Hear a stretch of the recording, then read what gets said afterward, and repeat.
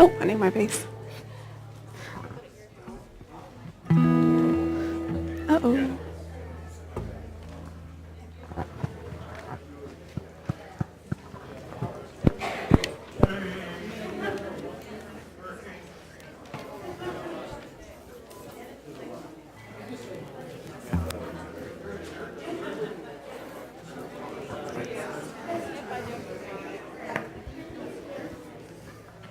All right, good morning, everybody. No, afternoon. I got everybody. Afternoon. Let's see how many people got on that one. Do you guys like to stand up with us? We're going to sing our first song here together, and then we'll get going.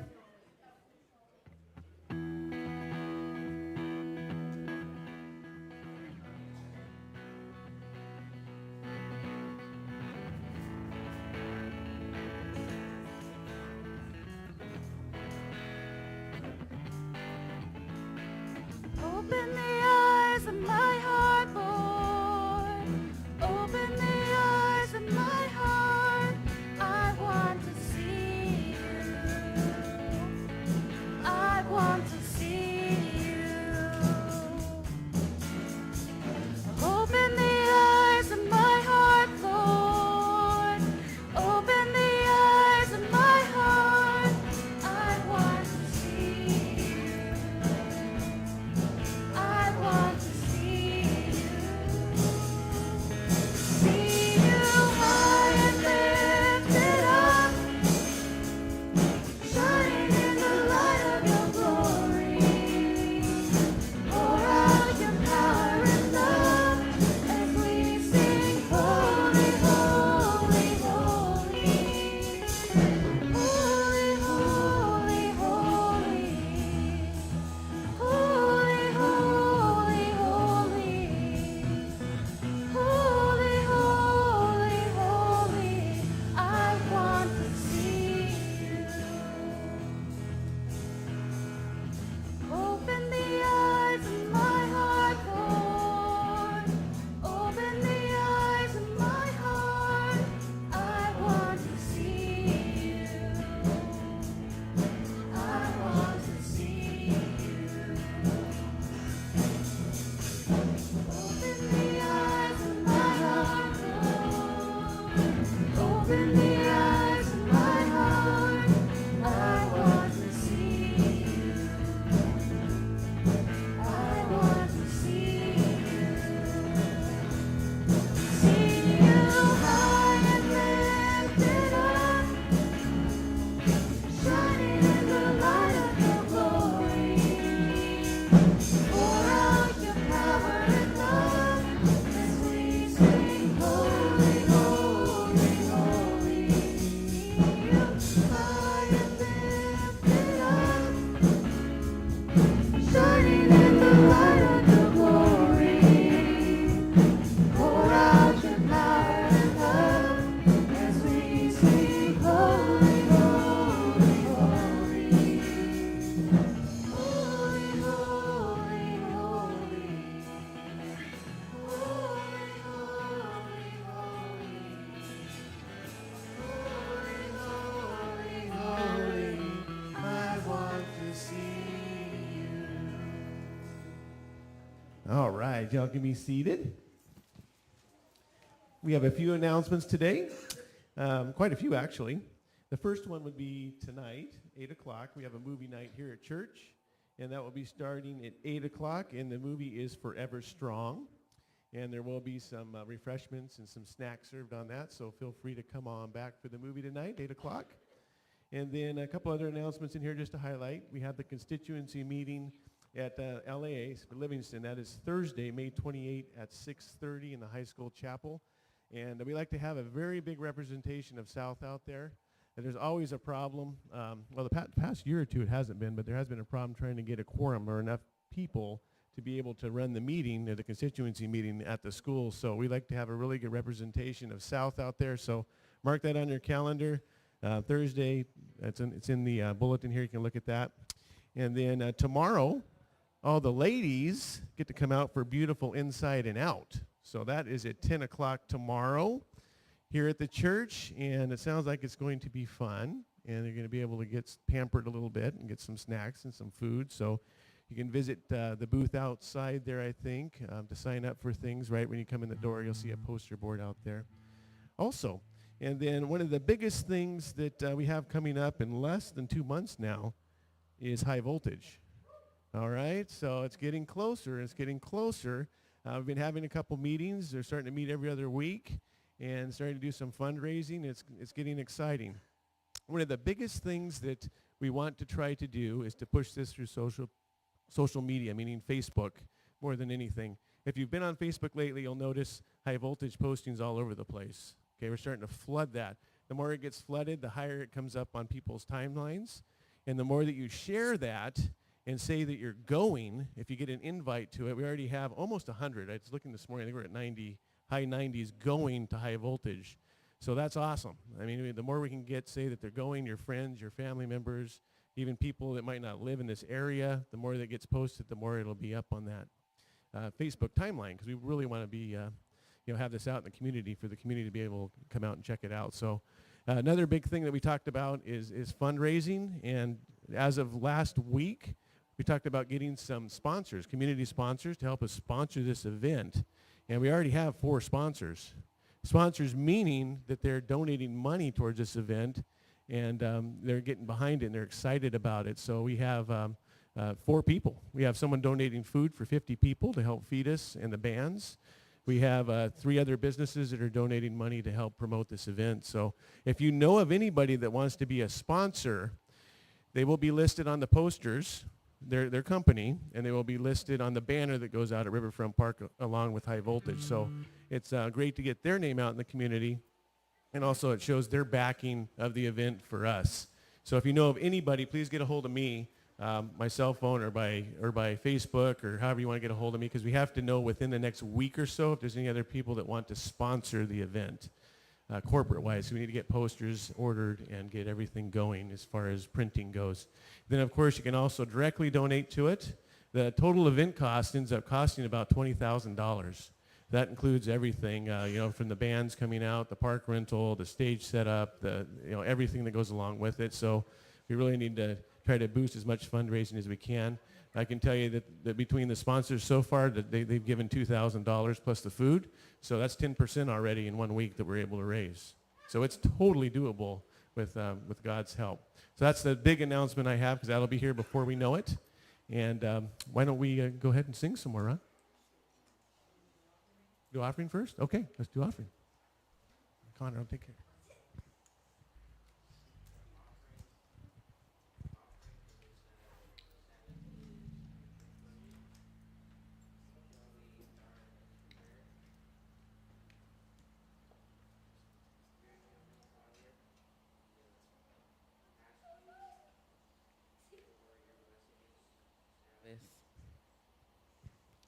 And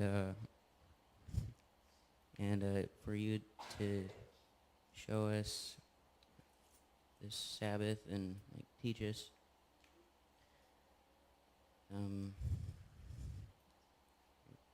the Sabbath, what you want us to,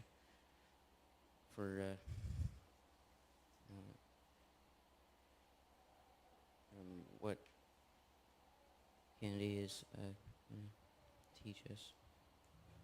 Amen.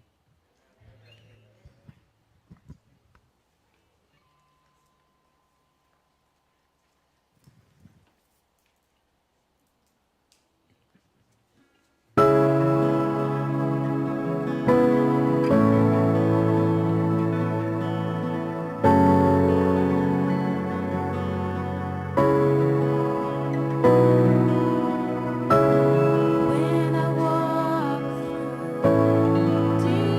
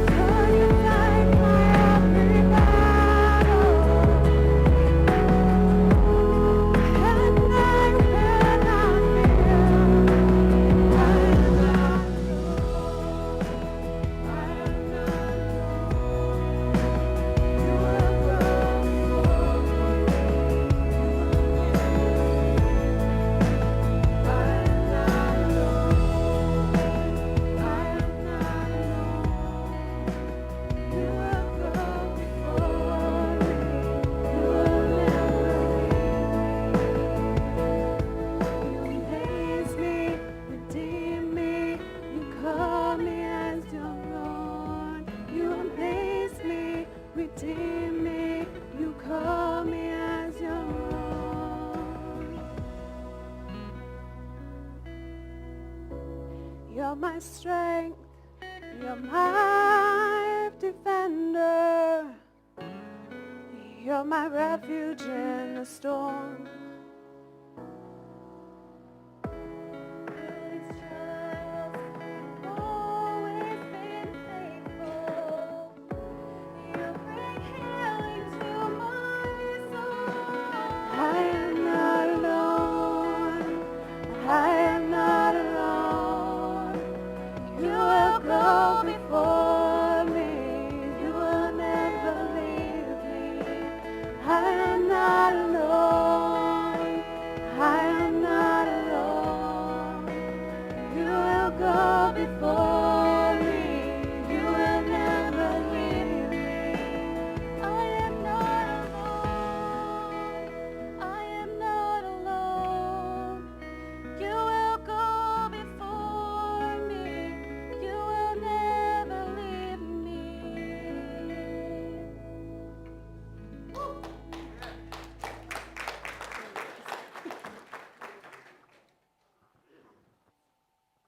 All right, it's time for Children's Story, and we got a special Children's Story skit today from a few of our youth. We have Topanga, Mercedes, and Mahal that are going to do a skit for us. So if the kids want to go around and collect the money, the little baskets back there, and head on up front right here in the front row. We're not going to have you sit on the stage this time. We just sit in the front row up here because they'll be doing a skit for us up here. Children's story.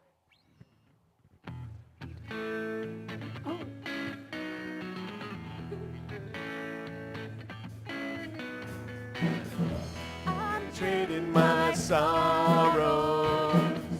I'm trading my shame. I'm laying them down for the joy of the Lord. I'm trading my sickness.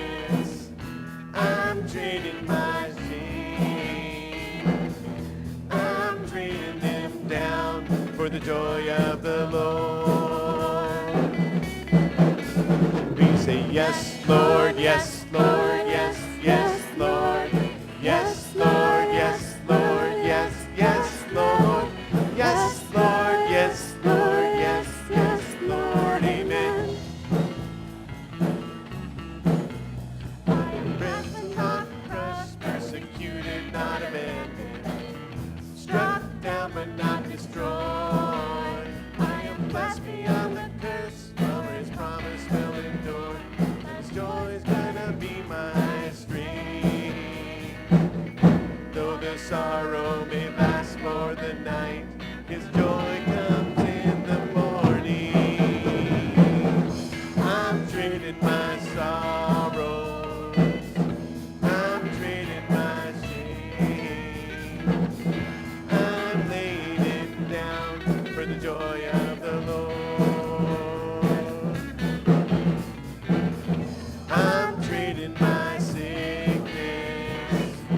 I'm trading my pain. I'm laying them down for the joy of the Lord. And we say, yes, Lord, yes, Lord, yes, yes, Lord. Yes, Lord, yes, Lord, yes, yes, Lord. Yes, Lord, yes, Lord, yes, yes, Lord, amen. All right, guys. Why don't you guys go sit up here because they're going to be up here on the right up on the stage up here. So you guys can sit right over here in the front. You want to go over here, Aaron? Let's sit over here because they're going to be right up here doing the skit for us, okay?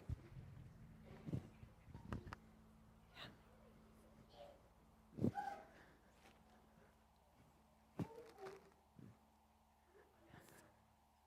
did really good.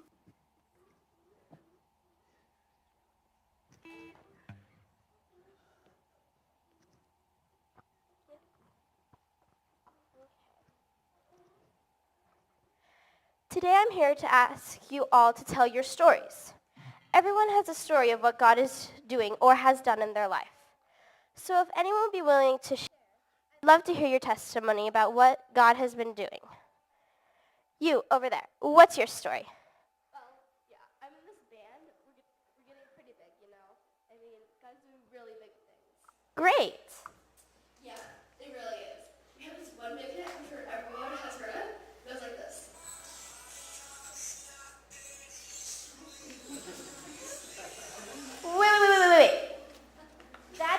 Newsboys song. You're not Newsboys. Yeah, I know, but I downloaded all their songs. I don't think you understand my question. Have a seat. Okay, the question was, what is your story? What is God doing in your life? Yes, you over there. I'm actually going through a really hard time right now. And I could use a lot of prayer. See, recently my friends and I all split up and we are separate ways. Wow, that's really hard. Yeah, it has been. We all have these crazy experiences, and we always meet at this little coffee shop. It's called Central Perk. There's Jody, Monica. Wait, you're talking about the TV show Friends. That's a sitcom. No, that's not true. We meet every Thursday at 7 o'clock. Okay, never mind. Have a seat. All right, I don't think I'm making myself clear. What is God doing in your life? Yes, you again. Yeah, I didn't understand it the first time, but I got it now. Okay, good. Go ahead. The other day, God put a huge task in front of me. This fellowship of believers and I had to basically save the world. We had this ring, we had to destroy the Mount of Mordor, we had elves with us, or dragons. I had really hairy feet. All right, you can't talk anymore. That's Lord of the Rings. Please, anyone tell me what God is doing in their life. God's been doing big things in my ministry. All these crazy things that have been happening. Okay, like what? Well, these huge rivals, these tons of people come to hear about Christ, and just a lot of people get saved. What's your ministry called? Oh. Well,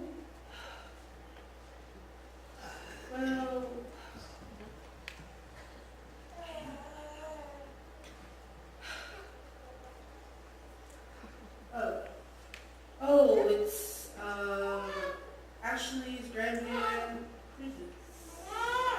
Do you mean the Billy Graham Crusades? That's not you. Have a seat. All right, I don't see why this is so difficult. This is ridiculous. Please, will anybody tell me something God has done in your life? Anyone, please. Anyone at all. Anyone but Topanga. Please, let there be someone other than Topanga. Okay, Topanga, go ahead. Sorry about that before. I didn't know what you meant. I know what God is doing in my life. I got it. So, Go ahead. actually, I just got back from this business trip to Brazil. Oh, wow. Yeah, it was awesome. God did really big things there. A lot of people made confessions about faith in God. God moved mighty, mighty ways. Right. It says in my records that you've never left the country. Right. I'm in Brazil, Alabama. It was great in Brazil, Alabama. People were... Stop it. But I was used by lunch refugees, Brazilian Alabamians to... No, you weren't. You could imagine if I did. Please sit. All right, please. For the love of all that is holy, do any of you have a story of your own? A personal testimony of what God has done in your life? I don't even care anymore. Just say it. Well, when you said testimony, it sparked a memory of experiments of mine. When I was in 7th grade, I went to this church camp, and it was awesome. We helped and served a lot of people there, and God did a lot of things that summer. That's exactly what I'm looking for. So you went to church camp when you were in 7th grade, and God did awesome things there? That's really cool. So since you shared a little bit, what else has God done in your life? What do you mean? Well, how old are you now? I'm a senior. Right. God did awesome things to you when you were in 7th grade. What else has God done in your life since then? How have you grown? Well, I go to church camp every year. Is that all that's happened? You had an awesome experience a few years ago, and you haven't seen God since? Not really. Maybe I don't understand the question. Okay, you can have a seat. Thanks for sharing. Look, it's easy for us to get caught up in this trap of living through experiences of others and the experiences we had in the past. So here's the question. What does God want to do with you? If someone asks you a story, what will you tell them? Well, I had to tell about the time I healed the man who was unable to walk. I reached out and... Topanga, the meeting is over. Go out and create some experiences of your own. Let God actually use you to do something.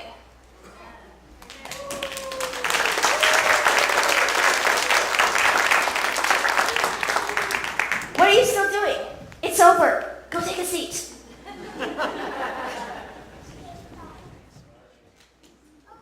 You, Mercedes Topanga and Mahal. That's a great question for all of us to ask ourselves, isn't it?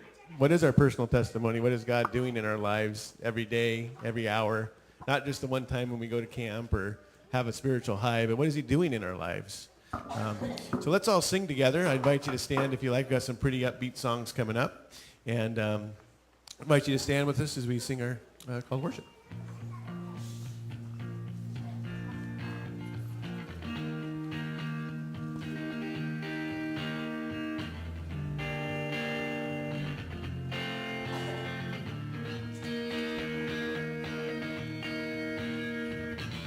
Who breaks the power of sin and darkness, whose love is mighty and so much stronger, the King of glory, the King above all kings. Who shakes the whole earth with holy thunder, who leaves us breathless in awe and wonder, the King of glory, the King above all kings. This is amazing grace. This is unfailing love, that you would take my place, that you would bear my cross, you would lay down your life, that I would be set free. Oh, Jesus, I sing for all that you've done for me. Who brings our chaos back into order? Who makes the orphan a son and daughter? The King of glory, the King above all kings. Who rules the nations with truth and justice, shines like the sun in all of its brilliance. The King of glory, the King above all kings. This is amazing grace. This is unfailing love, that you would take my place, that you would bear my cross, you would lay down your life, that I would be set free.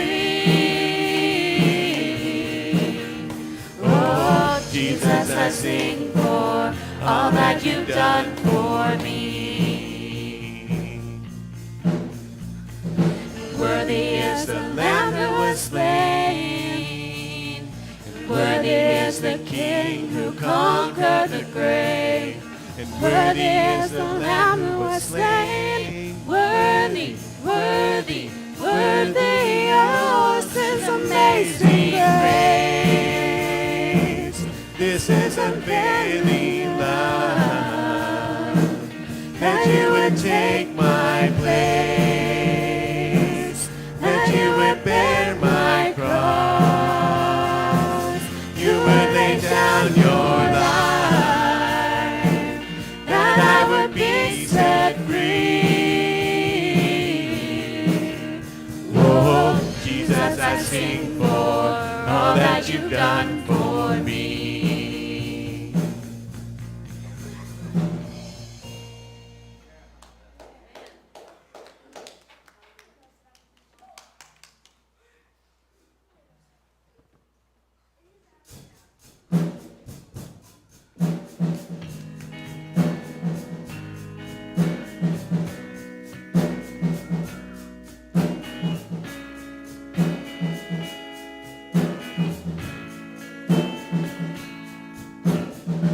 From the highest of heights to the depths of the sea, creation's revealing your majesty.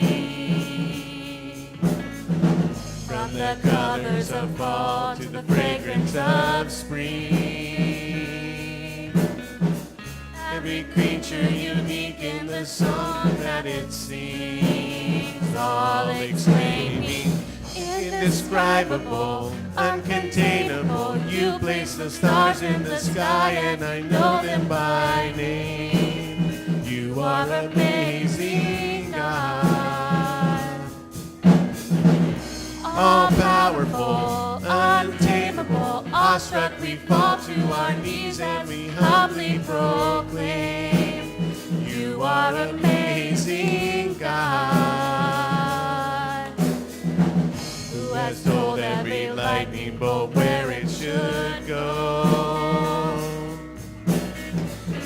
or seen heavenly storehouses laden with snow? Who imagined the sun and gives source to its light, yet conceals it to bring us the countlessness of night? None can fathom, indescribable, uncontainable. You place the stars in the sky and you know them by name. You are amazing, God. Incomparable, unchangeable. You see the depths of my heart and you know them the same. You are amazing, God.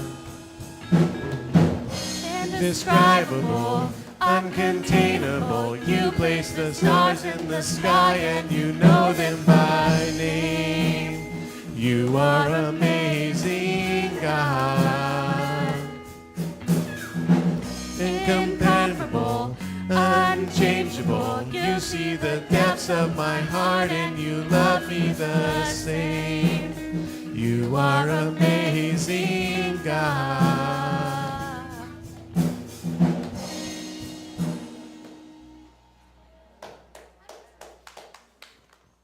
All right, this next song that we're going to sing is a David Crowder song, for those of you that are Crowder fans. I was talking to Ron last night.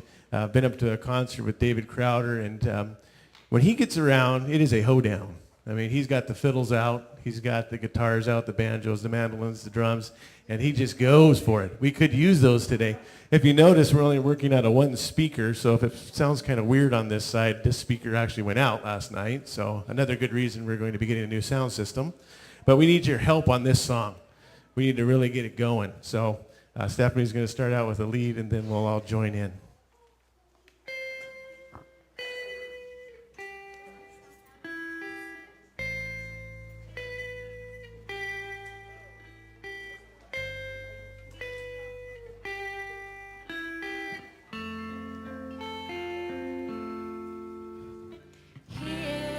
Jealous me, love's like a hurricane. I am a tree bending beneath the weight of his wind and mercy. And all of a sudden I am unaware of these afflictions eclipsed by glory. And I realize just how beautiful you are and how great your affections are for me. And oh, how he loves us so. Oh, how he loves us. How he loves us so.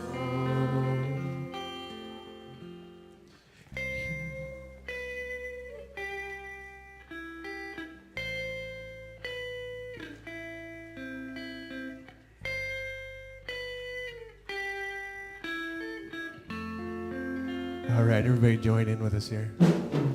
He is jealous for me. Love's like a hurricane. I am a tree bending beneath the weight of his wind and mercy. All of a sudden, I am unaware of these afflictions eclipsed by glory. And I realize just how beautiful you are and how great your affections are for me. Oh,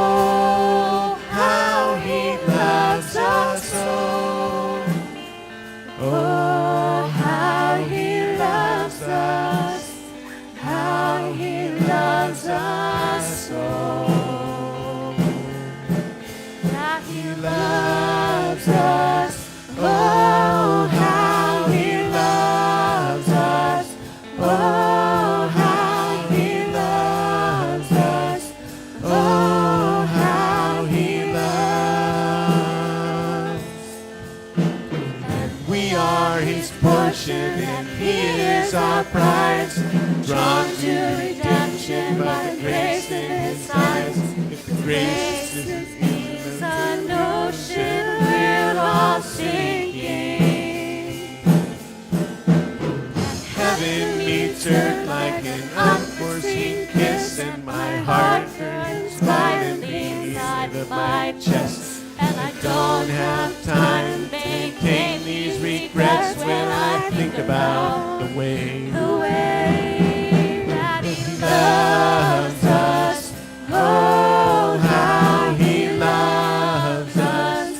Oh, how He loves us. Oh, how He loves. He loves us. Oh, how He loves us. Oh, how He loves us. Oh, how He loves.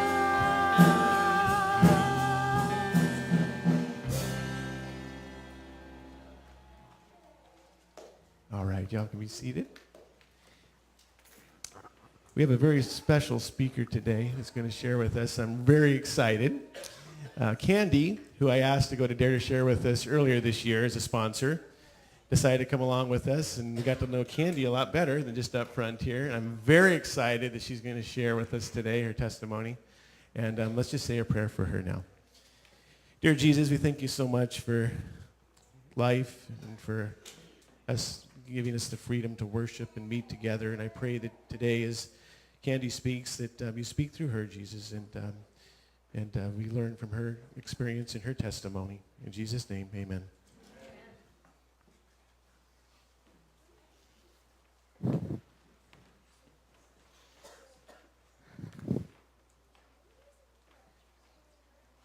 So it was really surprising to be asked to be up here today.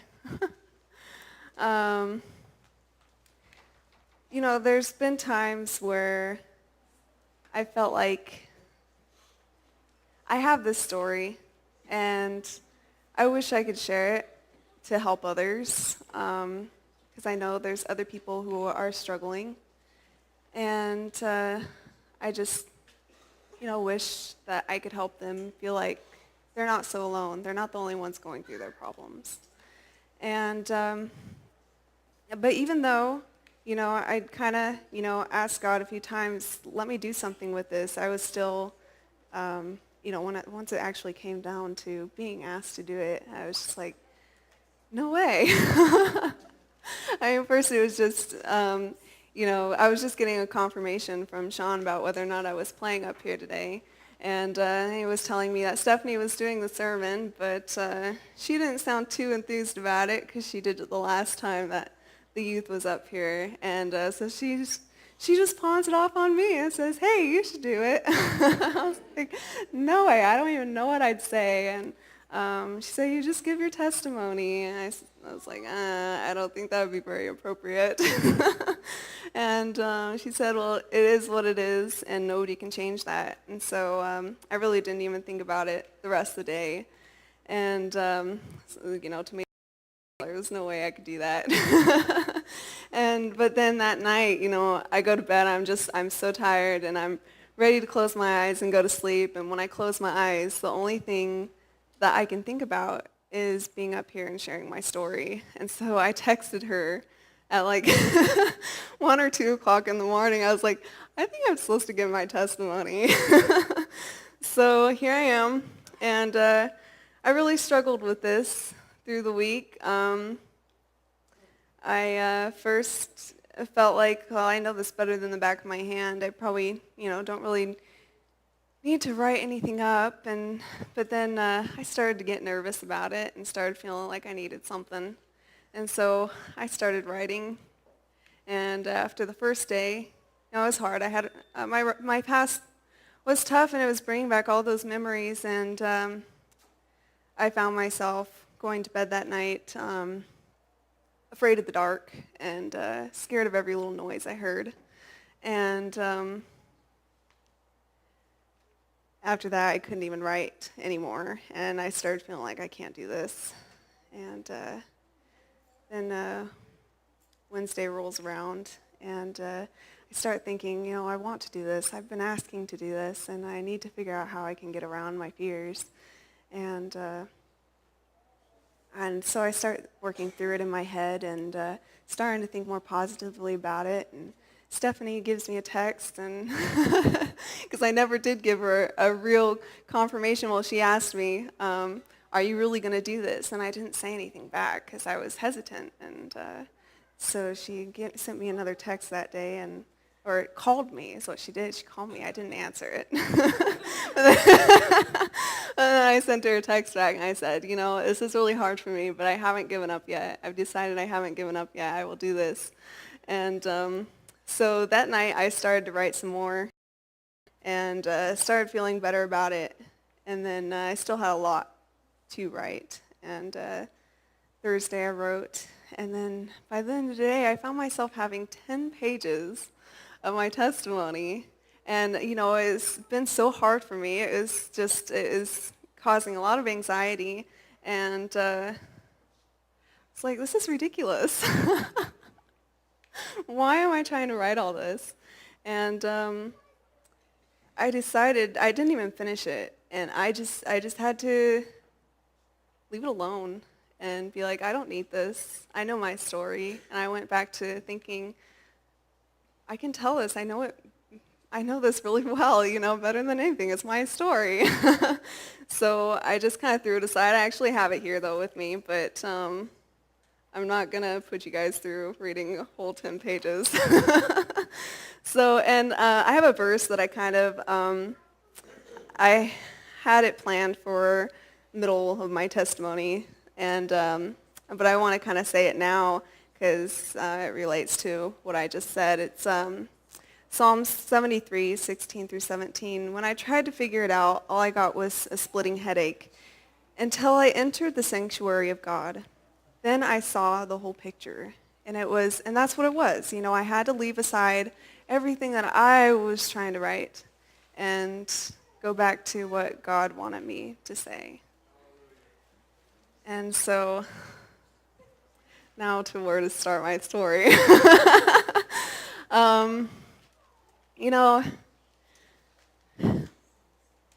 Both my parents were Adventists when they got married, but I can't really say I grew up in the church. My mom did take me to church when I was really young, but before I was born, my dad left the church, and it started to get harder and harder for my mom to keep going by herself. And she did her best to, teach me the values and what it means to be a Christian. But overall, it was hard. Both my parents worked through school. I was a latchkey kid. And she did put me in, music was always really important to her, and she tried to pass that down to me. And she did get me involved in this singing group, and we'd sing for different churches around the area and during service. And so I'd still, as I was getting older, even to high school, had a chance to go once in a while. And I loved Christian music. And but I grew up in the public school system, and I think it may be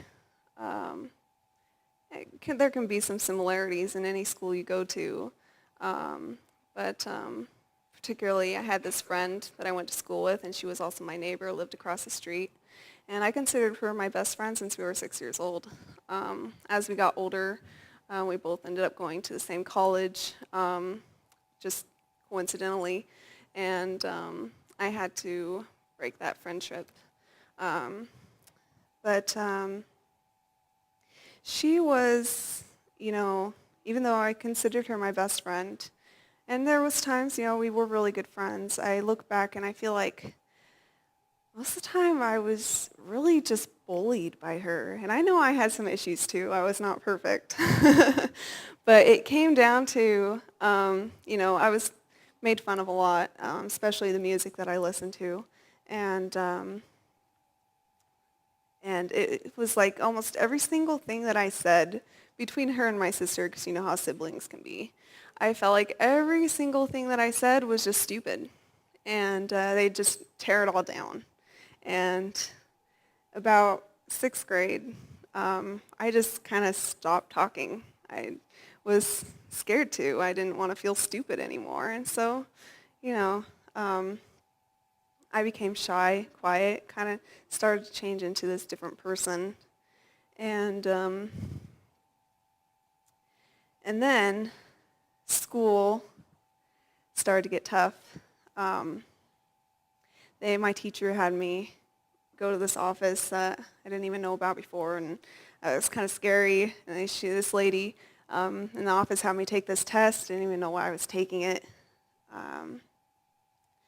And she gave me the directions. I took it, and it was like the easiest test I had ever taken. I was like, why am I taking this?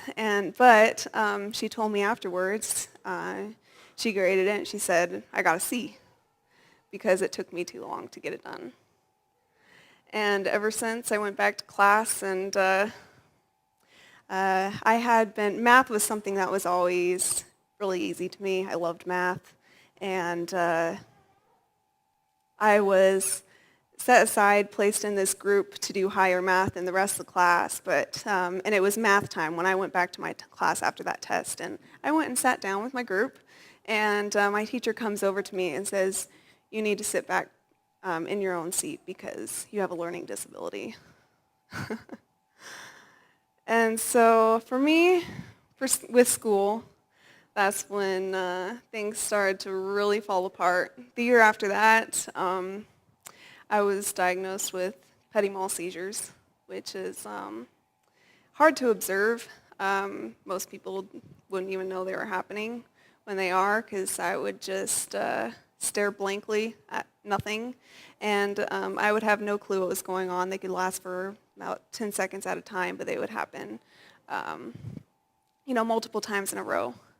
And so I was missing so much of class. I'd go home, and my mom would ask me what my homework is. I'd be like, I don't know. I'd find myself sitting in class like, oh, what am I supposed to be doing right now? And so my mom started to question it, and took me to the doctor, and that's when I was diagnosed. And took the doctor a while to even figure out what was wrong as well.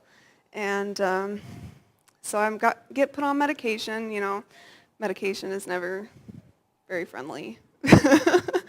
And a year after that, I'm on antidepressants. And then high school rolls around, and just school in general, atmosphere, the other kids, it's not a friendly place. It's hard, it's tough. And I'm just, with everything, I have just become this completely insecure person. And I'm just starting to feel like I just don't even care anymore. I don't want to be here. Just don't want to be around. I was pretty depressed. And my best friend, who's still my best friend to this day, she's in Ecuador, and I miss her a lot. We both, had our rough times in high school, and we got into smoking pot pretty much every single day, before, during, after school. There'd be the occasional parties, which actually that was more done with my friend across the street, the drinking, and more older kids, actually. She liked to pretend a lot that she was older than she really was, lied about her age all the time. And so I did manage to graduate high school with decent grades, actually.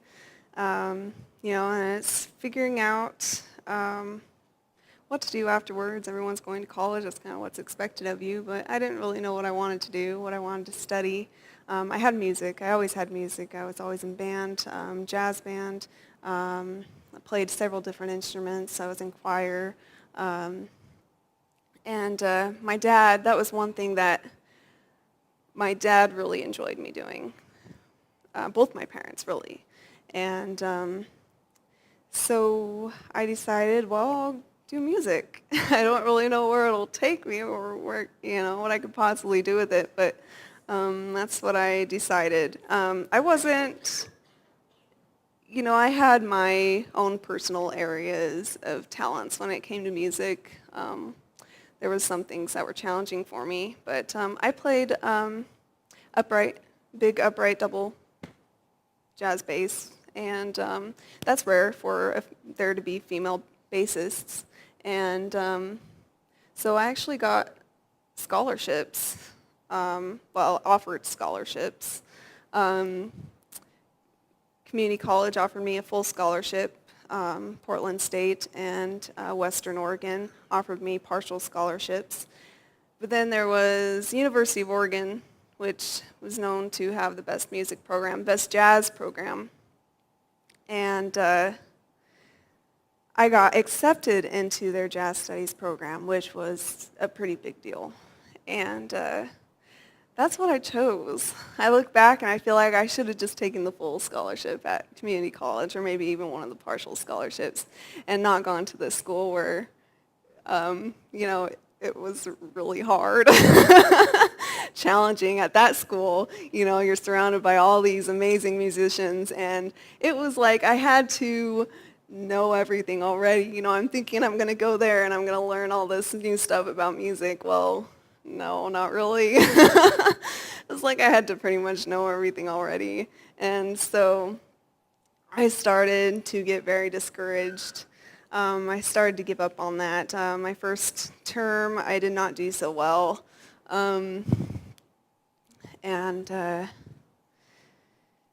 Second term, I decided I'm not going to try to do music. It's more of just a hobby for me. I can't work at it as hard as all these other kids are. It's not what I wanted it to be. I didn't want music to be work. I wanted it to be fun. And so I don't remember what all I ended up taking after that. I know I pretty much dropped all my music classes, but I picked up a choir class, which I didn't have before, because my voice is my main instrument. That's my true love, is singing. And then I picked up a math class because that's the other thing I really loved. And it's funny because, before the second term rolled around, I had already started getting back into the parties and the drinking and smoking pot. I didn't do any other drugs at that point.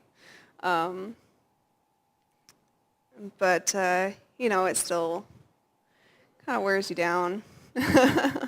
And it's funny because that math class I took, I think I went to my classes the second term maybe for 2 weeks. But that math class, I took all my assignments, I'd go to parties, and I'd find myself a quiet room in the house that the party was in, and I'd pull out my math homework. And I was doing my math, and but I wasn't even going to class, so it really wasn't even, didn't do me any good. But that's how much I love math, apparently. And but also around this time, I had a bit of a distraction. And I met this guy that met through, a mutual friend. It's actually the friend across the street. And it wasn't all that great. I was, being very insecure, not feeling a lot of self-confidence, not feeling good about myself.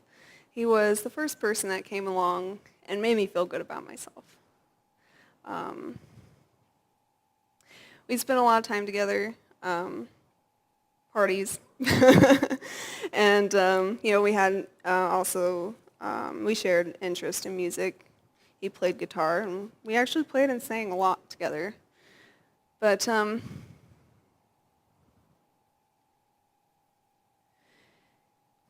one thing that he did right was, in boosting my self-confidence in myself, he also would use that against me, and he would also bring in more insecurities when it came to my independence, feeling like I could live without him. And I started to feel this tie, like I needed him to be happy, needed him to just, even financial support. And I cared about him. I can say that I feel like I loved him. But in reality, everything was a lie. And I didn't realize everything at first. I was all, kind of caught up in the moment of things. And things just, got worse and worse. And getting really depressed. I think both of us were really depressed. He would do coke at parties, and that was something I wasn't interested in. But eventually, especially when it was just the two of us around, he wanted me to try it with him. And eventually I decided, okay, I'll try it. I'll see what it's like. And so I did. And of course, those drugs, they make you feel pretty good. Overall, they tear you down. But so, I started doing coke. And he's doing coke, and he did it more than I did.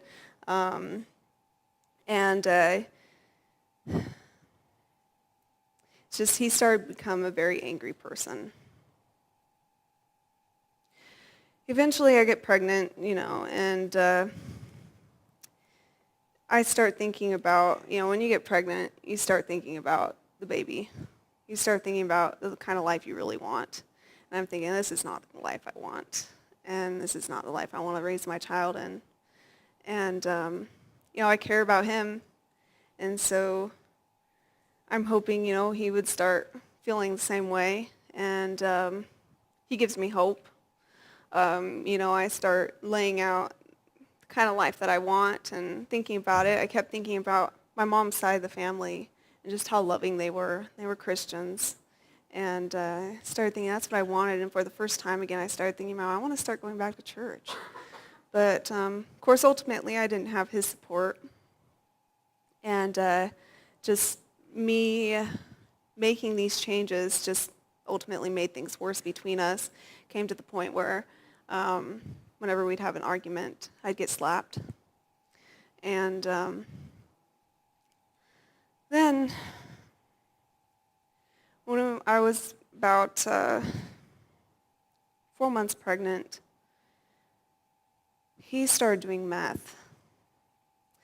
He did meth for 2 weeks straight before he just went crazy. And, he would always accuse me of things. It was pretty much accusing me of the things that he was doing, probably to justify his own actions. Cheating, whatnot. And he, that day, after 2 weeks of doing meth, he pointed a machete at my stomach, at my 4-month pregnant stomach, and threatened to kill me, everyone else in the house, and then himself if I didn't admit to his accusations. And I couldn't do it, so I didn't do it. I didn't do anything. He hardly ever even let me leave the house. So it's pretty crazy, really, to think that I was doing anything. And even after he did that, and I still couldn't tell him what he wanted me to tell him, he broke down. He pretty much fell to the floor, and he was crying. He was in tears. I started feeling sorry for him, because I know he was going through a lot as well. He was losing a lot, spending all his money on drugs. And just losing the house that he built himself, and just everything was falling apart for both of us. It was during the time of the recession, he built houses, and his business just got tough. And, I started feeling sorry for him, and he started apologizing right away, and started already making me feel like it would never happen again, giving me hope, making these promises. And he had this big house, and he had tenants, and they were all downstairs. They could hear everything that was going on, we're yelling at each other, and just they could see the change in him. He was scary, even yelling at the tenants, and they called the police. But by the time they came, I was already convinced that, it would never happen again, and really what I just wanted was for him to get help. I wanted him to have help, because I still, it's hard for you to admit to yourself the situation you're in. You don't want to believe that things are so bad. You hold on to hope. You want things to get better, and I think oftentimes we also feel like, we can change a person. Of course, ultimately, that's not the way it works. They have to choose themselves to make those changes, and they have to choose to let things in, let God in. And if he was to do that, then I believe God probably could have used me to help him make those changes, because God does use people. But now especially, that can't be me.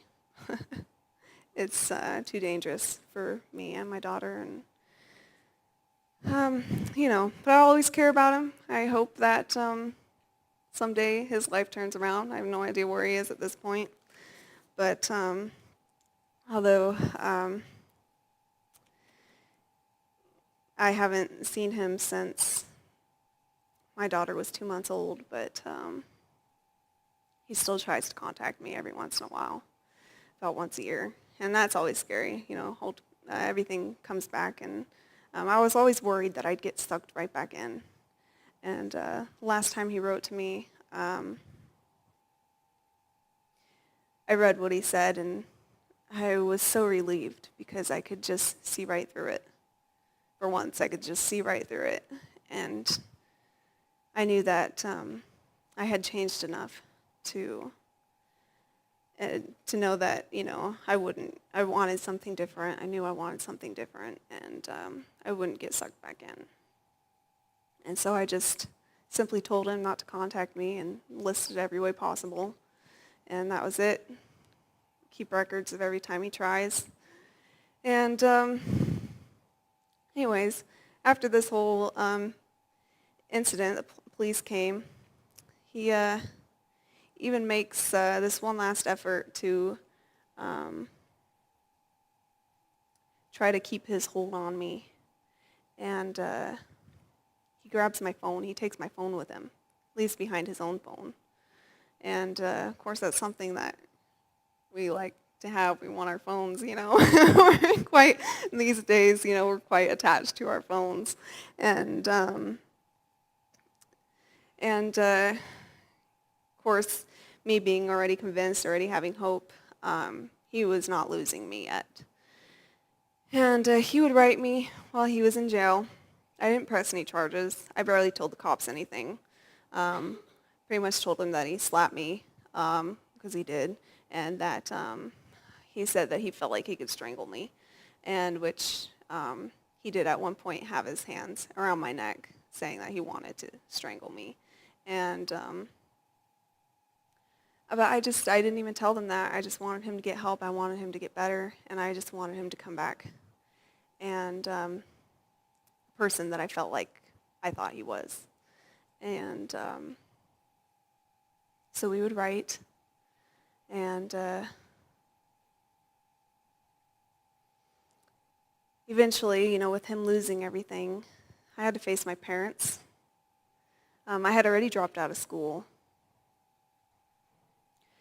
because I knew that just wasn't going anywhere. I didn't know what I was doing with my life, and it saved him money, and I was thinking about that. But I had already, I started shutting them out too. Started shutting all my family, my friends out. And it came time to face my parents, who didn't even know I was pregnant. And, of course, they were just happy to have me back.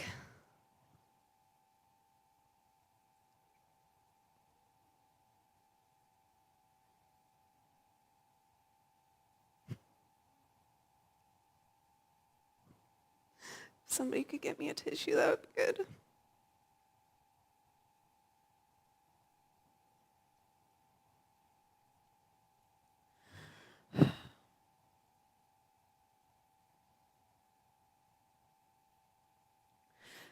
I never had the best relationship with my dad.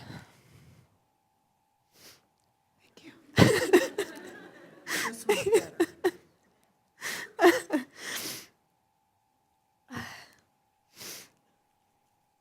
And I must ask you for a tissue. And my dad immediately, he did a background check on this guy. And one thing I found out, which I had already found out before, not too long before, one of the tenants started questioning me about how old he was. And he always hung out with younger guys, younger girls, and even my friend from across the street, she told me how old he was, how old she thought he was, and he looked young. Anyone who you'd ask would assume he was in his late 20s, and that's what he just let everyone believe. I found out that he was actually 10 years older than he really was, 20 years older than me. And, of course, at that point, I felt like, with the relationship we had, it was such a minor thing at that point. I felt like it was. I see it quite a bit differently now. And in the background check that my dad did, it was just a very brief summary of everything he had been in trouble for. It was quite a long list, but it didn't go into very much detail. One thing was that he seemed to have gotten into trouble with some girls when he was younger, when he was in his early 20s. And I questioned him about it. The judge had placed a no-contact order on us, between us, but we were still communicating. At first, nobody even bothered to tell me that there was one. And so we kept contacting each other. He was writing his letters. Eventually he got out. And I was at my parents' house, which was a little ways away. And so we just communicate on the computers, letters. And so I asked him about this. I questioned him about it.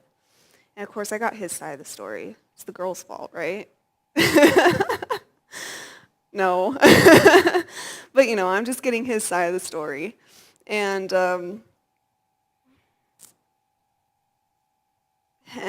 I just feel like I don't care. I want to be with this guy. I want things to work, if they can. I know I'd had hope. I love this guy, who I thought he was.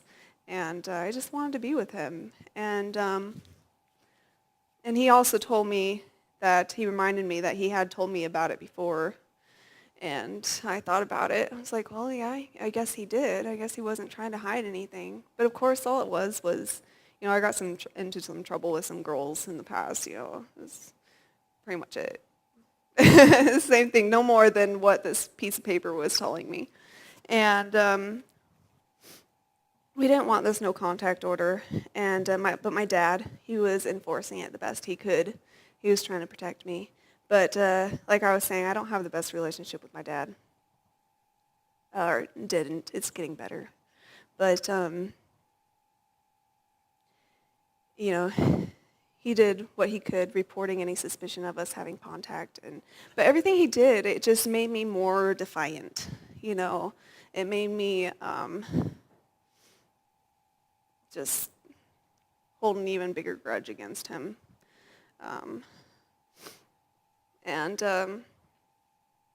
So eventually we decided we didn't want this no contact order. We were going to go somewhere else. He was already looking into other options, you know. And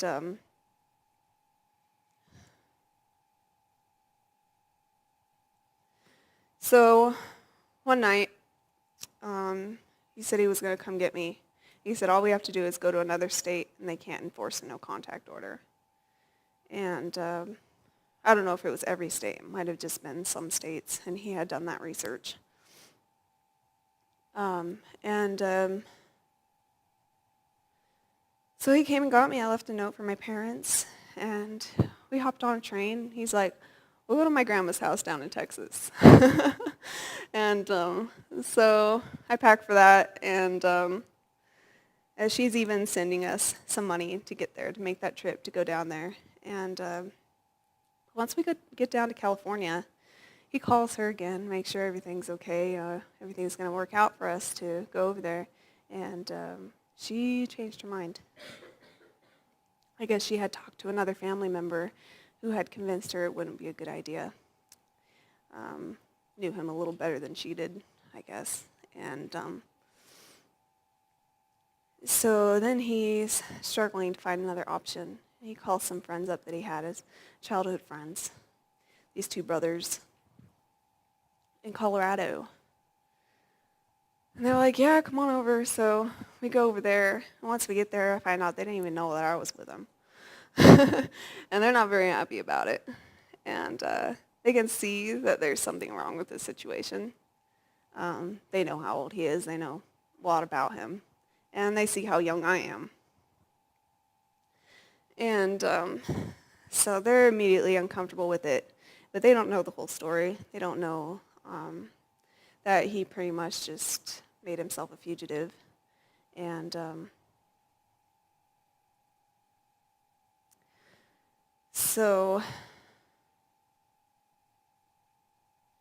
but they, you know, they're not just going to leave us hanging. They have us come stay with them.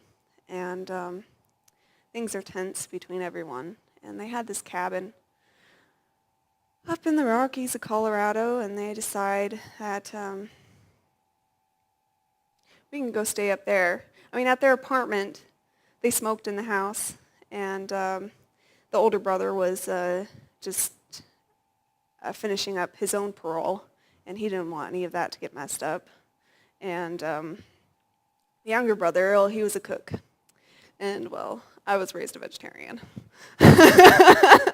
So, you know, there was issues there. And so they decided, well, you guys can go up to our cabin. And this is November time, and it's been snowing. It's cold there. And also, I packed clothes for Texas. I was not planning for this. And anyway, so we go up this really steep, snowy boulder of a mountain up to like the top of the world, it felt like, to this little tiny cabin. No electricity, no running water. And there's this, what's funny is there's this huge outhouse. That's like half the size of the cabin.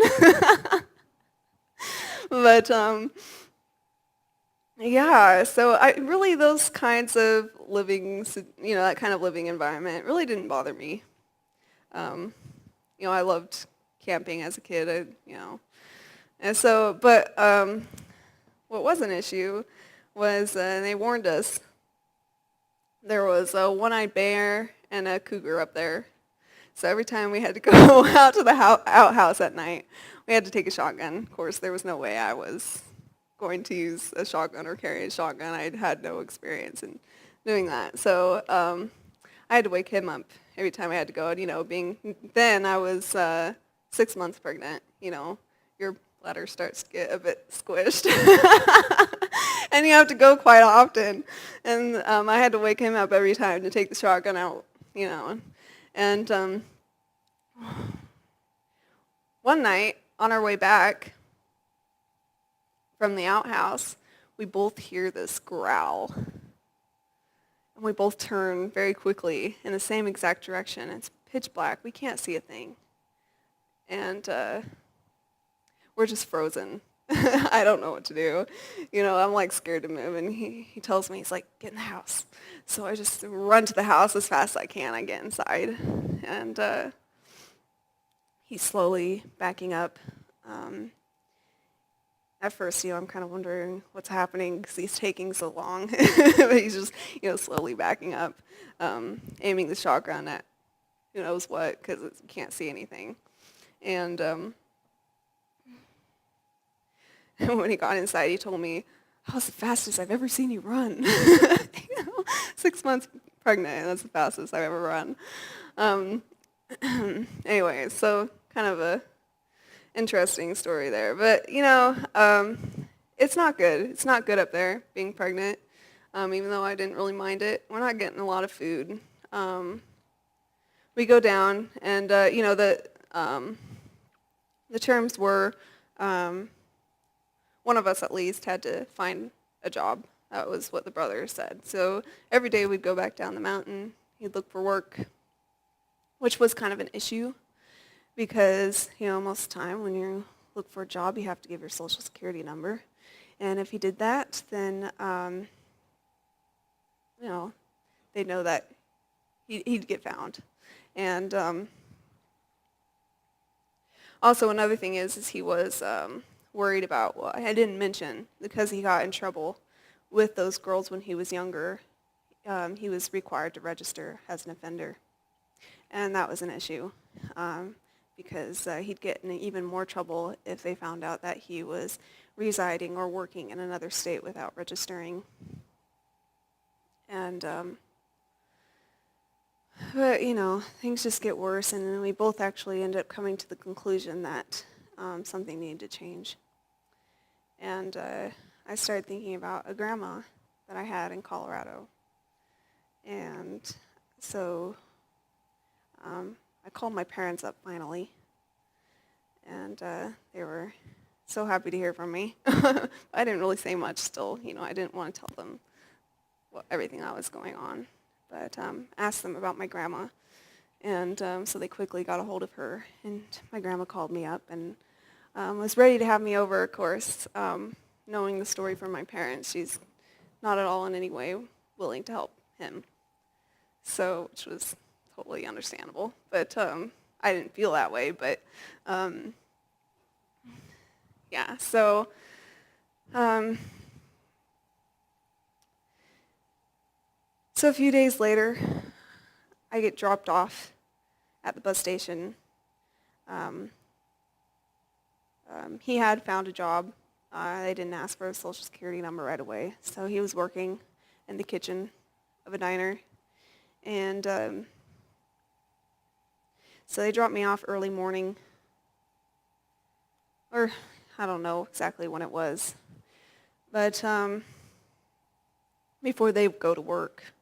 And it's snowing, and again, I brought clothes for Texas. And it's freezing. I'm just outside in this uncovered bus stop, and I had barely eaten anything, maybe half a meal the day before, and that day I hadn't eaten anything. And just sitting out in the cold with a very thin jacket and my bag and my bass, brought my bass along. Can't go anywhere without that. I had an acoustic, so it was easy. And finally, this guy starts walking up to this building behind me. I've got my eyes like glued on him. And he's walking up to this door, starting to unlock it. And, I'm just hoping, oh, am I going to be able to go in there? He doesn't say anything. He just unlocks the door and he opens it. He just stops for a minute. He's like, "Do you want to come in?" I was like, I didn't say much. I'm just this shy, quiet person. I just grab my bags and I quickly go over there. And I'm so happy to finally be inside where it's a bit warmer. And he offers me a cup of tea. And that was all I had the whole day. My bus wasn't coming till late evening. And when the time rolls around, I go outside and to catch the bus, and there was another bus there that wasn't mine. And I almost got on that one because I was so anxious just to get going, moving on. And then the older brother comes over, and he had to stop to check on me, make sure everything was okay after work. And he stopped me. He's like, "You better make sure that's the right bus." And he's like, "That's not the right bus." And all of a sudden, this another bus comes by, and that was it. So thankfully, I did not get on the wrong bus. I look back and I look back on everything, my whole past, and even though a lot of the time I'd kind of tell myself I didn't believe in God, there was no God, but yet there was times where I'd find myself arguing. I'd argue with him, and ultimately I look back and I can feel him there. I can tell that he was with me all that time. And so anyways, I get on this bus, and I am so hungry. When you're pregnant, a baby kind of takes all the nutrition you have. And I'm just weak. I'm tired. And my stomach hurts so bad. And it starts scaring me. It was more pain than I had really ever felt before. And this is coming from somebody who's broken a lot of bones, too. Anyways, it was bad, and I started getting scared. Started wondering, am I going to die, or am I going to lose this baby? And I kept thinking, I just wanted to fall asleep. If I could just fall asleep, then I won't feel the pain. And so eventually I did. And I was a little bit worried about waking up in time to get off the bus, but ultimately I was too tired to think about it. And I just happened to wake up shortly after the stop and got off, and my grandma, one of my uncles, was there waiting for me. And I go home to my grandma's house, and it was the weekend. It was the Sabbath after Thanksgiving. I go in her house 2 o'clock in the morning, and she pulls out all her Thanksgiving leftovers. I probably ate every single thing that was in that fridge. It was so nice to eat. And also, I was ready to go to church with her in the morning. I was so ready. And of course, once, I went to sleep and I woke up in the morning, I was too tired to get past just sitting up in bed. So I didn't go that time.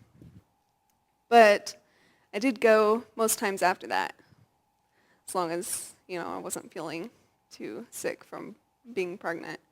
But, and, I started to feel like, for the first time, I had people who really cared about me, and everyone would always tell me, they've been praying for me. But first I was like, "You've been praying for me? What do you mean? You think, that I need to be different or something?" Of course I did, but, I was like, "What's wrong with me? Why do you need to pray for me?" Yeah, but, overall, the whole atmosphere, people were so nice, and I got that experience. She right away, the next weekend, had me go to praise team practice, and so it was every week I was up there with every team. And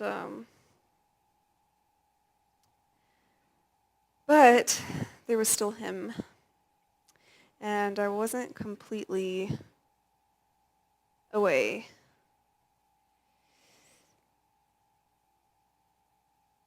I still wanted to be with him, amazingly. And my grandma, of course, wouldn't let me have anything to do with him. But I had an aunt and uncle who didn't have a good relationship with my grandma. And they were willing to take me. They wanted me to come stay with them. And they were supportive of my relationship. Of course, I don't think they knew the whole story, but they knew my story, my side of the story. And so they're like, yeah, we'll help you out. And so eventually I move in with them, and he moves down closer. And, we start seeing each other every once in a while. He finds a place. I had been working jobs here and there. Never had a job long because eventually he had to give up his social security number. And so then he'd kind of run away and move on to another one. Anyway, so he had enough to rent a room in a house with some other people. And so, I'd agree to go stay with him sometimes. But it always ended up being that he wanted me to stay longer than I planned. And it came to the point where I had to secretly call my aunt and uncle to come pick me up because he wasn't letting me leave. And I was starting to enjoy my new life. And again, he was just kind of ruining things. And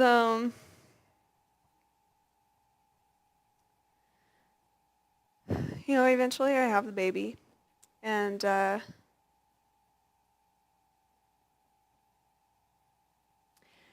ended up getting so sick. The house that we were in wasn't good. It was lots of people, animals, just really kind of run down, dirty, and just my emotional health wasn't good, wasn't getting good food again, and I got really, really sick. And he got scared. He had to call my aunt and uncle, and it took both my uncle and him to get me out of the house. I couldn't move. And they get me in the car, not really sure what to do, not really sure how serious it is. And then I'm observing myself. And I'm just barely with as much voice as I possibly can. I'm sitting in the back seat with my aunt and uncle arguing over what they should do. And I'm just like, look at me. And I'm just shaking. And I can't even lift my head. And my aunt, she's just like, go to the hospital. So I go to the hospital, and I had a fever of 105. I could barely sign the papers that they put in front of me. And I could barely talk, barely respond. And they told me that I almost died. And it was actually all because I had been breastfeeding, and I got mastitis, an infection. And my milk supply was getting low as well, and my daughter, she was starting to become very thin. And so both of us were just at rock bottom, really sick, and yet, when I got out of the hospital, I was in the hospital for 2 weeks. They moved me, and the doctors in the new area I was in insisted that what I had was not what I had, and they kept running all these tests trying to figure out what it was that I really did have, and they couldn't tell me, and I'm all questioning them. They're like, no, mastitis can't do that to you. It can't, it caused all the symptoms that you had. It can't cause a fever that high. Of course, every mom that I've talked to knows better. And, I kind of felt like I knew better, but I wasn't going to argue with the doctor. And so I was in there for 2 weeks, still feeling sick, getting treated for the wrong thing. And I go back when I get out. I go back to him. He actually has a new place. It's a little bit better. But still not very good. And a week later, my fever comes back. I'm back in the hospital, back in the ER, and I see that same doctor that first diagnosed what I had. And she was just furious that the other doctors didn't treat me right. And at that point now, I had an abscess. So anyways, it got worse. But the good thing is that I had a lot of help. I had nurses visiting me all the time. I was just surrounded by people. And they saw how he was treating me when he would come see me in the hospital. And most of the time, whenever he came, he would just bring me to tears.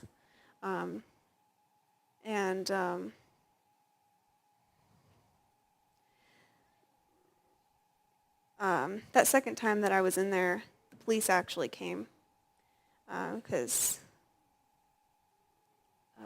people were uncomfortable with him being there and at the hospital. And it was a Friday, and it was just me and him and our new baby.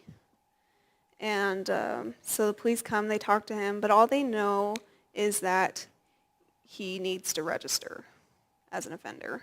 And so they see him, I need help with the baby. So they're like, we won't take you in.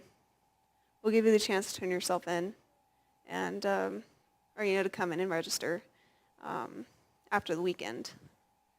And so they left, and I just really encouraged him to do so. And he decided that he would, but he knew that if he did, he would be in a lot more trouble than they thought he'd be in. And it was right. We went in. They arrested him right away. And so then, I'm no longer with him. I'm finally really away from him again. And I still try to contact him, try to see him. Again, they place a protection order between us. And of course, again, I don't know why they don't tell us about it. But both times, it's like I had no clue.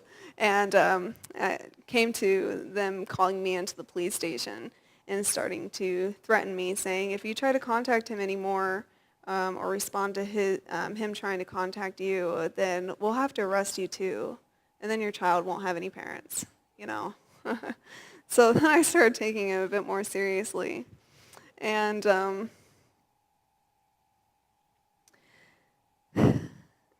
with my aunt and uncle, and they actually, because of all the complaints with him, we had child services come visit us. And just one visit. And I also had this another home visiting nurse that specialized in families, infants, children. And she calls me up and asks if she can see me. She had 8 different referrals from people. I don't know all where, probably mostly from the hospital, pediatrician, who knows, my midwife. There's several people that could have sent in those referrals. And so I started seeing her, and she was an enormous help. She was amazing. She had all the resources I needed to start really changing my life, being a single mom. And I started feeling like my life could actually be different. It could change. And I started to see things, how they could be different without him, and started to feel like I didn't need him. And he was very persistent. He did not give up very easily. Of course, we didn't really have any closure. I can give him that. But he had that mutual friend of ours, friend across the street, call me up a few times to try to tell me things for him. And one day, I was trying so hard to convince her who he really was. She just kept defending him. And she's like, it's just the way guys are. Of course, she would feel that way, unfortunately, because she was so absorbed in that party life and guys who really didn't care. And she didn't, I don't think she really cared. That's kind of the way you tend to be in that life. And so anyways, she said something to the fact that he doesn't even know if he wants to be with anymore. So then I took that and I was like, all right, fine. We're done. No more, you know. I'm tired of this. That's it, you know. So that's, I wish I could say that was the end of the story for us. Mostly it was. You know, I started to move on to my life, on with my life. Eventually, I moved back with my parents. I missed my friends and family. And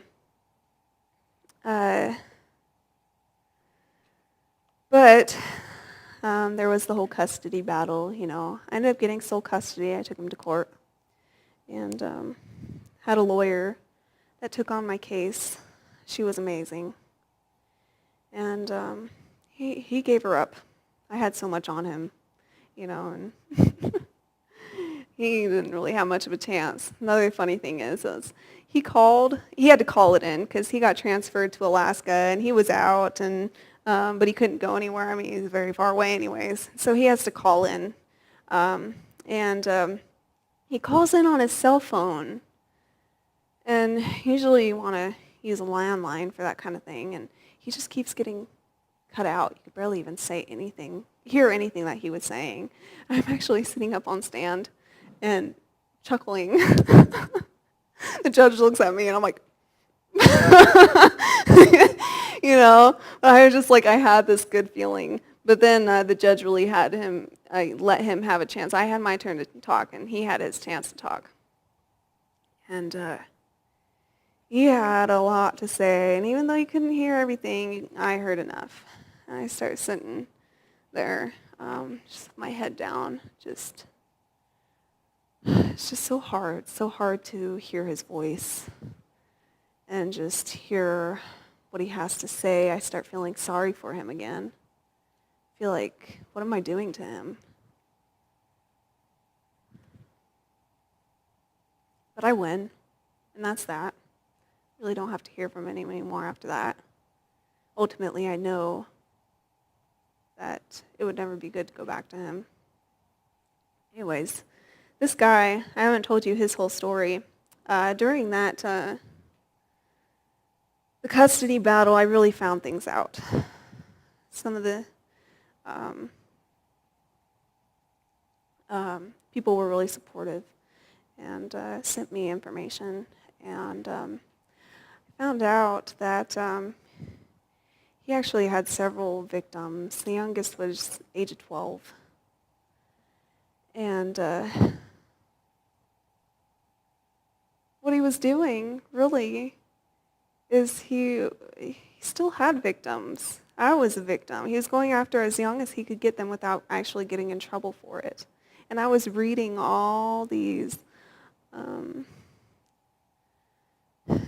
stories from all these different girls, and I could relate to almost every single one.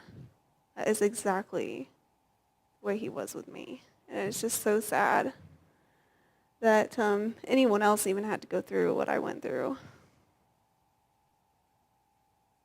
It's mostly emotional abuse. There was a lot of physical abuse in a more intimate way. And, not a lot of other physical abuse. Very minor things. but still, words can be even more harmful than actions sometimes. And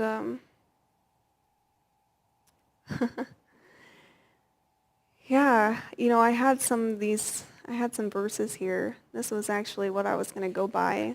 And I guess I ended up reading one, and I didn't read any of the other ones. I didn't want to tell my story today. Of course, I didn't, don't want you to feel sorry for me. I don't want to feel like your problems are less than mine or worse. Unfortunately, some problems are worse.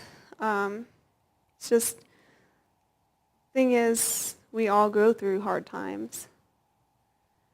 And we need to be able to share our stories, to relate to each other, and know that we're not alone in our problems. And also one verse I was going to say, when I was first asked to give my testimony, there's 1 Peter 3:15. But sanctify the Lord God in your hearts, and always be ready to give a defense to everyone who asks you a reason for the hope that is in you, with meekness and fear. And, like I said, God was with me through all that. No matter how much I pushed him away, he was there. And he was fighting for me.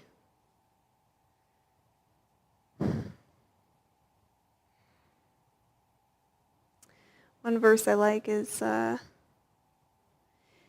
if you were of the world would love you as its own. But because you are not of this world, but I chose you out of this world, therefore the world hates you. And God had a plan for me. He has a plan for me. I don't know what it all is yet. But it's amazing. He chose me. He chose you.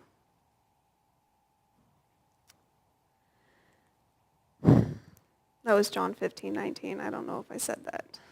And also, I'm just going to go through these verses and talk a little bit about them. But he said to me, my grace is sufficient for you, for my power is made perfect in weakness.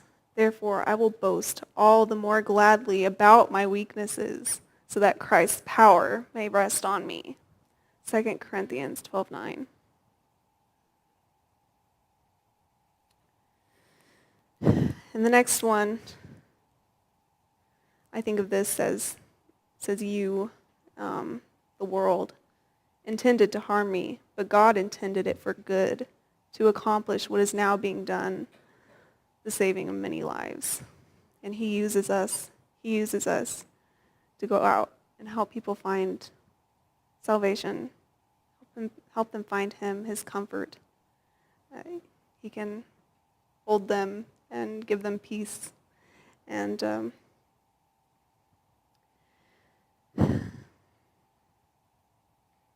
it shall be that way. Before they call, I will answer. Oh, it shall be that before they call, I will answer. And while they are yet speaking, I will hear. Isaiah 65:24. So that's why he was there with me. He's ready before we are. And Ecclesiastes 7:20, for there is not a just man on this earth who does good and does not sin. Again, we all have our problems. And we just need to share them and let each other know it's okay. This world is tough. The Lord says this to you, don't be afraid or discouraged because of this large army. The battle is not your battle. It is God's. It's another thing. This is not our battle. It is his. Your God to whom, and he will win. He has won. Your God to whom you are so loyal is going to get you out of this. Daniel 6:6. So, another thing is to end this.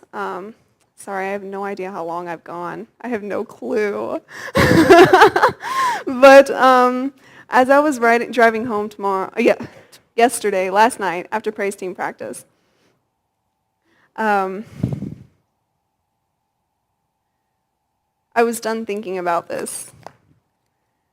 But a song came on that was just perfect. And I hadn't even realized it yet. But what I realized is even Jesus knows exactly what it's like to suffer. And he has experienced how hard this world can be. And so I want to share that song with you guys.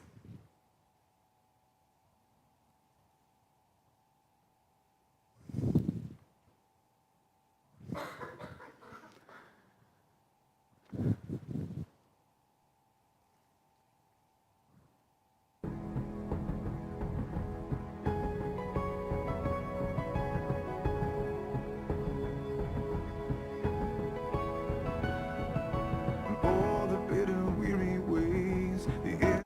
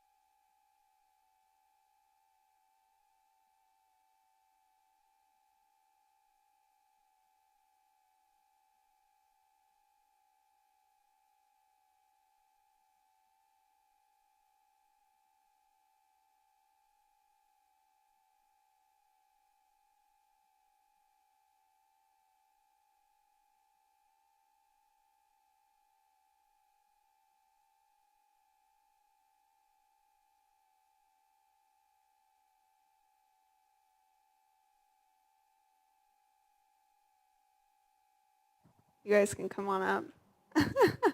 is okay.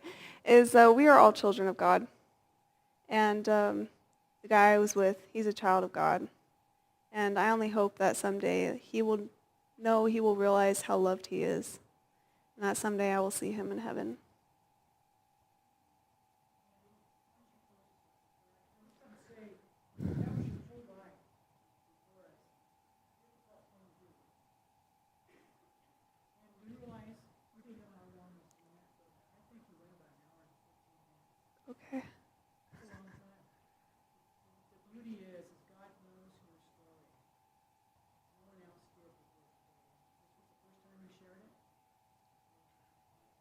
I've shared it with individuals. Okay, but public, Yeah. that's a big deal. I think it's important for all of us to share our story publicly. It strengthens us, it strengthens others. And thank you for doing that today. But you're a young person, and you've got this whole life in front of you. God has a path for you. He honors that path. Isn't that exciting, though? He's forgiven you, and forgiven all of us, that we can go forward with passion, excitement, and all of the kind of things that God wants us to accomplish in life because the past is gone. So thanks for sharing that. Okay. Dear Jesus, thank you that we can all be here today. And thank you for being with me. Thank you for being with us, helping me through this. And just want to pray that you continue to lead us all and to do your will and to do what we are here to do, and that is to share your love with others and help them learn about you.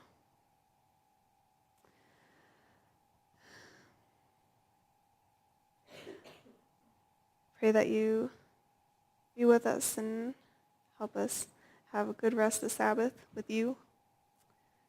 And just continue to be with us always. In Jesus' name, amen. Ooh.